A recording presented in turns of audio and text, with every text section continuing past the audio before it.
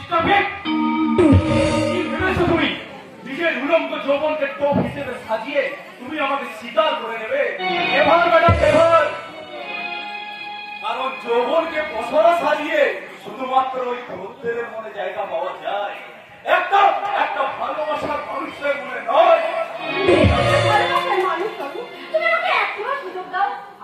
আমি প্রমিস করছি, আমি আমি আমার ভালোবাসা দিয়ে তোমার হৃদয় ভরিয়ে দেব।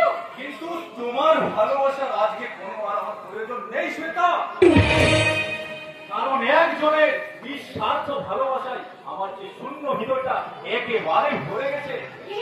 কে সেই ভক্তপতি? ওই সাংবাদিক বিপ্লব মুখার্জির একমাত্র বোন স্বর্ণালী, এবং খুব শীঘ্রই আমি তাকে বিয়ে করব। কেমন চলি? টাটা।